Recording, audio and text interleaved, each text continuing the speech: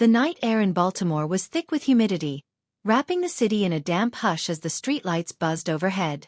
On the east side, far from the harbor views and upscale row houses, a flickering bulb lit the window of a second-floor walk-up on Pulaski Street. Inside, a soft voice echoed through the silence, speaking careful phrases in French. Je suis Ali. Je suis Ali. Je suis Ali Omar K. Sierra Ellison sat barefoot on the worn carpet, her back against a stained couch, knees pulled to her chest.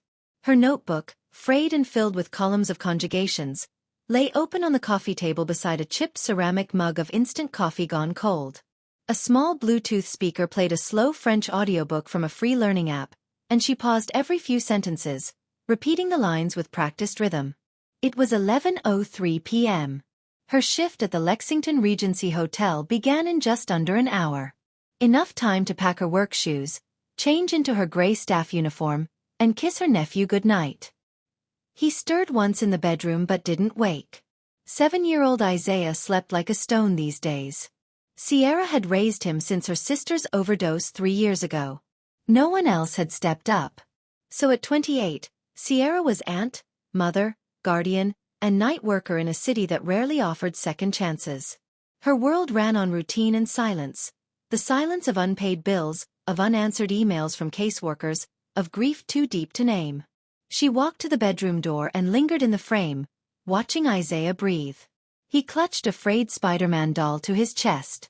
Sierra smiled faintly and whispered, "We're gonna make it, kid. I promise." By 11:45, she was at the bus stop near Edmondson Avenue.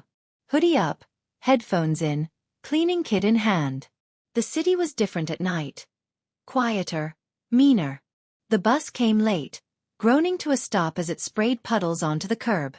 She tapped her MTA pass and climbed aboard without making eye contact. The Lexington Regency loomed over the inner harbor like an old king. 12 floors of glass and colonial stone, packed with politicians, tech elites, and old money families in town for galas. Sierra entered through the service corridor, clocked in, and headed straight for the staff locker room. She traded her hoodie for a pressed gray uniform and tucked her braids into a net cap. At midnight sharp, she was in the lobby, pushing a cart of linens toward the elevators. She liked working this shift. Fewer guests. Fewer questions. More quiet. The quiet was a kind of freedom. Tonight's language was Portuguese. Tomorrow might be Mandarin or Arabic. Learning was Sierra's escape. Her earpiece buzzed as she slipped it into place, her mouth moving soundlessly with each phrase. Eu gosto de estudar. At 1:15 a.m., she was disinfecting brass elevator buttons near the West Ballroom when a panicked voice broke her focus. "Perdón, señorita. ¿El estacionamiento?" A tourist, middle-aged, clutching a paper from the valet stand, clearly confused.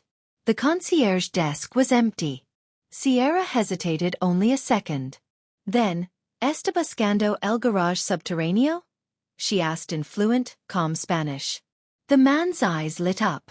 "Sí. Dios mío, gracias." She gave him clear directions and even walked him to the proper elevator. They spoke less than a minute. She didn't notice the woman in the designer suit standing by the pillar near the hallway mirror, watching the whole interaction without blinking. Her name was Adrienne Keller, Regional Director of Operations for the entire Lexington Group. She had flown in unexpectedly to assess the Regency's overnight protocols. And what she saw wasn't policy being followed. It was a revelation. Back at her cart, Sierra resumed wiping chrome railings, her mind already back in Portuguese conjugations. But her shift would not end as quietly as it began. In a nearby control room, Adrienne rewound the camera feed and watched the exchange again. She tapped the screen. "Get me her name," she said to the night manager. "I want her file on my desk in the morning." And for the first time in a long time, someone saw Sierra Ellison. Not just the janitor in a gray uniform, but the woman behind it.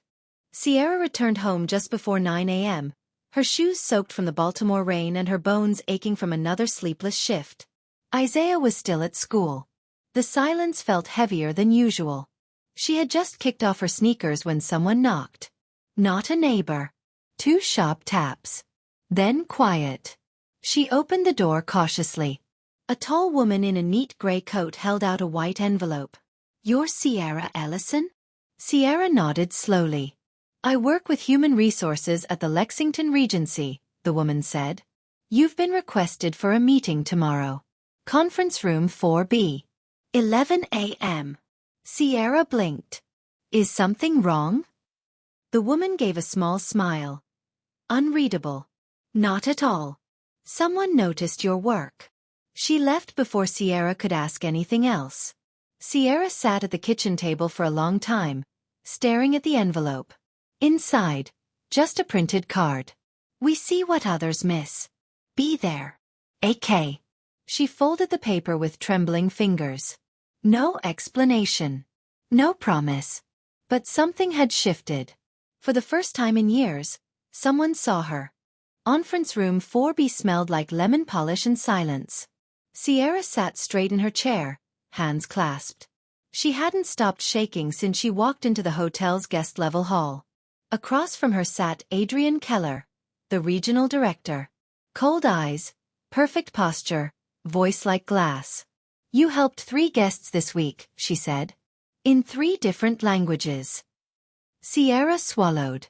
"I didn't mean to break protocol. I just knew how to help." Adrian tapped a file. "We've reviewed your history. Clean record. No formal education past high school. But this," she held up a note, "is from a guest.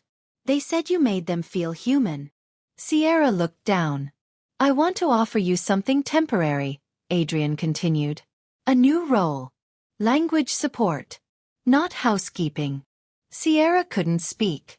The words sat in her throat like stone. "You can say no," Adrian said. "But you shouldn't."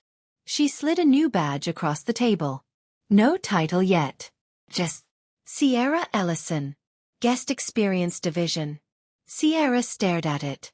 Her fingers didn't move. But inside her chest something did. The next morning, Sierra arrived early. No uniform. No cart. Just a clean shirt, second-hand flats, and nerves buzzing beneath her skin. The front lobby felt unreal. At the security desk, the guard barely looked up. "You here for check-in?" She swallowed. "Guest services. Today's my first day." He glanced at the list, then nodded. "Go ahead, Ms. Ellison." Ms. Ellison. Not, "Hey, housekeeper." Not invisible. She walked across the polished marble, her new badge clipped to her collar. No department name, just her name. That alone felt impossible. In the staff lounge upstairs, no one said much. A few glances. One polite nod. The kind they give someone they're not sure how to place.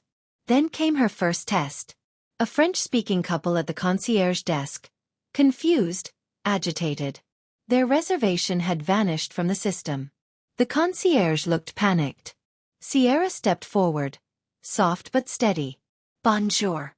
Je suis ici pour vous aider." "I'm here to help you."